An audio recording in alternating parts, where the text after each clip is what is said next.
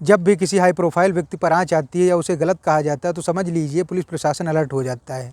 मगर जब किसी गरीब की बात होती है और ऐसे गरीब की बात हो जिसकी कहीं सुनवाई ही ना हो रही हो, चाहे वो पुलिस चौकी हो या पुलिस थाना हो या फिर कोर्ट हो, क्योंकि गरीब को इंसाफ मिलना इतना आसान नहीं है।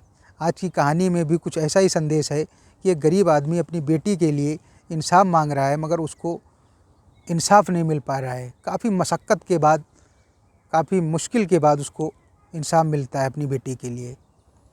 नमस्कार दोस्तों, मैं हूं संजीव और आप देख रहे हैं स्टोरी बाय क्राइम तक। आज की सच्ची घटना उत्तर प्रदेश के ज़िला बाराबंकी के है। ज़िला बाराबंकी का एक थाना लगता है असुंदरा थाना। इसी थाना क्षेत्र के गांव का मामला है।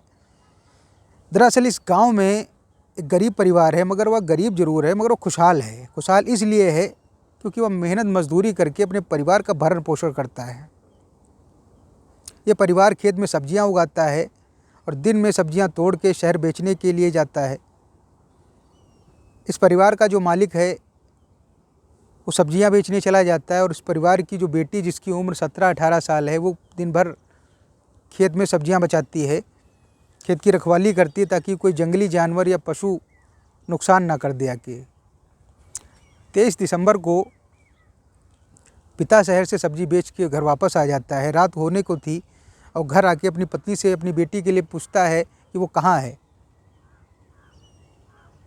तो कहती है कि वो तो आज शाम हो गई है, धीरे धीरे रात होने को है, वो तो आई ही नहीं है।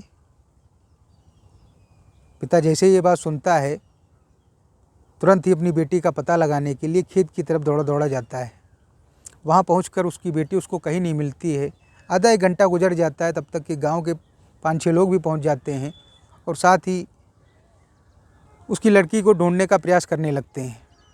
तभी उसकी लड़की खेत के किनारे बिल्कुल मिट्टी में सनी हुई, आधा दबी हुई मिलती है। बिटिया के कपड़े फटे हुए थे, जगह जगह चोटों के निशान थे। गांव के लोग तुरंत ही पुलिस को सूचना देते हैं। लड़की का बाप बेचारा बेसुध होकर वहीं बैठ जाता है, रोने चिल्लाने लगता है, ये सब कैसे हो गया। पुलिस तुरंत ही मौके पे आती है और शव को पोस्टमार्टम के लिए भेज देती है और उस लड़की के पिता से पूछताछ करती है, क्या किसी से तुम्हारी कोई दुश्मनी है। तो कहता है, मैं गरीब आदमी हूँ साहब, मैं किसी से कोई दुश्मनी नहीं रखता हूँ, ना मेरी किसी से कोई दुश्मनी है। मुझे कोई कुछ कह भी देता है तब भी मैं सुन लेता हूँ, मैं किसी से कोई लड़ाई झगड़ा नहीं करता हूँ। पुलिस वाले उससे कहते हैं कि थाने आके अपनी बेटी की हत्या की तहरीर दे दो ताकि आगे की कार्रवाई हम लोग कर सकें। वो थाने पहुंचता है मगर पुलिस वाले उस पर पता नहीं क्यों ऐसा दबाव बनाने लगते हैं कि इसकी हत्या की नहीं, सांप डसने की तहरीर दो।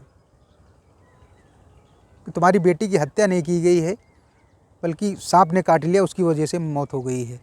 और उससे तहरीर भी यही ली जाती है। वो गरीब आदमी था, क्या कर सकता था बेचारा। पुलिस जब ऐसी तहरीर ले लेती है कि सांप काटने से उसकी हत्या हुई है और जब पोस्टमार्टम रिपोर्ट आती है तब उसमें पता चलता है कि इस लड़की ने अपने बचाव में इतनी ज़्यादा फाइट की है कि वो दरिंदे इसके साथ बलात्कार नहीं कर पाए और जिसकी वजह से इसका गला दबा देते हैं और उसकी मौत हो जाती है और फिर इसको मिट्टी में सान देते हैं, मतलब गीली मिट्टी में इसको दबा देते हैं। अब ये मामला सोशल मीडिया, प्रिंट मीडिया और इलेक्ट्रॉनिक मीडिया पर भी प्रकाशित होने लगता है। धीरे धीरे लोगों में रोष व्यक्त होने लगता है। पुलिस मजबूरी में सक्रिय होती है और इस केस में जो धाराएं उसने लिखी थी उनको बदलना पड़ता है। अब हत्या का मामला उनको दिखाना पड़ता है। अब पुलिस सक्रिय होती है और उस मामले की छानबीन करती है तो पता चलता है कि पास के गांव के 3 लोग, रामेंद्र, शिव कुमार और संतोष, ये तीनों उसी रास्ते जा रहे थे। तभी उस लड़की को देखते हैं और सब्जी लेने के बहाने उस खेत में जाते हैं और उस लड़की से बदतमीजी करने की कोशिश करते हैं और वो लड़की अपने बचाव में फाइट करती है। ये लोग उससे बलात्कार तो नहीं कर पाते हैं मगर उसका गला दबा के उसकी हत्या कर देते हैं।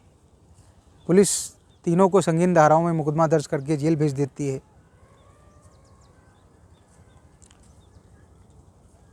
मिलते हैं अगली सच्ची घटना के साथ, तब तक ले जय हिंद, जय भारत।